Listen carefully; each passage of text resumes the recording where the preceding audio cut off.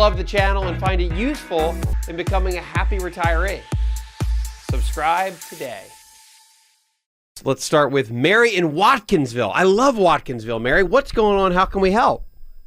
Good morning, Wes. I have to make a financial decision that I'm somewhat nervous about, and I don't really know the best avenue. I have a small emergency fund of about $6,500 and a few $100s in an annual expense account. My daughter is at the university full-time, and she lives off campus, and although we're very close, she does not want to live at home, and she cannot afford. She's living way beyond her means and has, although she went in and could have gotten out of school debt-free, she's lost her hope in Zell Miller. And now we're in her last year. We're going into her last year. She owes the university $4,000. Her on her FAFSA, her student aid granted is just the subsidized and unsubsidized portion. Let me ask you, so Mary, what is your daughter right now? And I feel like there's so many people listening that have the same issue. You know, Mary, if you look at inflation, and there were inflation numbers this week that show that we're still barely having any inflation in America, and you look at where that's coming from, it's things like cell phones. I want to say 2 quarters ago, we're down 13%. As far as price is concerned, and inflation in America has been below 2% for as long as we can remember, right? What hasn't been low inflation has been school. So back when you and I were working for a summer, kids today aren't even making about what I made 20 some years ago, 25 years ago in a summer, yet inflation has tripled and quadrupled year after year after year. You have a scenario where your daughter is a little bit she's tapped out. She's at her final year of school, and now it seems like money's kind of running dry.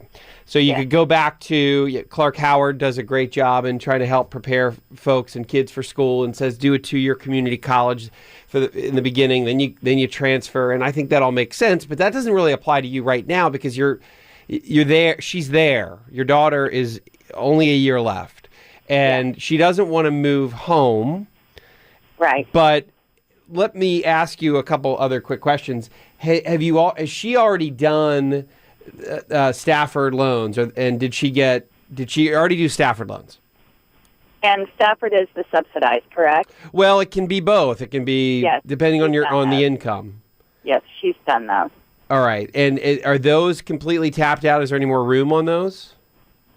Well, she's in her 4th year, and so she's going to be granted another $7,500 for her last year, and it comes in increments of $3,750. So we're not eligible for a Pell Grant because I'm earning enough money. And so now I have to make a choice, and I have about $24,000 in an IRA. I just rolled it over from a 403B. I'm 60 years old, and so I hope to work 2 more years. And I personally am working to become debt-free before I retire. So I've managed to get to 1 paycheck out of 2 that I have my monthly bills. And then my 2nd paycheck I use for debt payoff. I'm working to pay off my house, which if I can put my whole 2nd check towards that, I can be debt-free when I retire. And Mary, so the conversation comes back to... there's 2 extraordinarily important goals here. There's your retirement, and then there's your daughter's retirement. There's your daughter's college education. But your again, this is only a 1-year issue for her. This is a 30-year issue for you. So you've got to give the weight, obviously, to your retirement. And the last thing you want to do, even though you're out of age where you can take some of that IRA money and not pay a penalty to use it, I'm just telling you, you really don't want to do that. And I think so many parents get this guilty feeling of, well, it's education, I should do it. And the reality here is that this is time. What is your daughter's name? Well, I don't want to say her name. Just It's okay. That's fine. No, that's fair. That's totally fair. Thank you, though. No, that's totally fair. I will tell you this, is that, and I'm sure you've probably had these conversations, particularly if she's not, she's living beyond her means now. What is she doing for work this summer? Everything she can. I mean, she's not lazy. She doesn't sit back, but right now she's working as a camp counselor and is getting free room and board at the university and earning a stipend. So she's got that money, but like you said, tuition is so high, and she's not making enough to make up the difference. And so I feel compelled as a mom to step in and do something. And I feel that she's made a lot of foolish decisions all through the way, but this is when I was her age once, and I had some growing up to do with money, and we all do, and she understands that I'm working towards being debt-free, but still she wants, and she's also seen us put off luxury after luxury after luxury, for years. And let me ask you, let me go back to what is arguably a much more important goal, and that is your retirement. Are you going to be done in 2 years working? And is that because you get to 62 and you can start taking Social Security, or do you get a pension starting at 62? I do get a pension, but I also hope to step down to something that's not quite as stressful. And work-wise. Okay, so you're thinking about changing jobs in a couple years. Okay. But I also know in this area there's not a lot of work for older people. We've got a great pool of candidates that are, college age, highly educated, educated, and top-notch kids. So I will be competing with them for something. And so my concern is, when it comes down to it, if I'm not able to take on another either part-time or a lighter workload full-time, that I will be still saddled with my mortgage payment. And there's also something inside of me, and it might just be pride, that, this is a goal that I set years ago, and I want to accomplish it. And I'm willing to throw everything at it, but now I have, just like you said, extreme guilt feelings about taking care of my daughter's college education or taking care of Mary, you've got this really, I can just tell that you have this real discipline that you've had with your own finances. And that's something that it's hard to shake that. It's wonderful that you have it. It's hard to go against it, and you don't want to.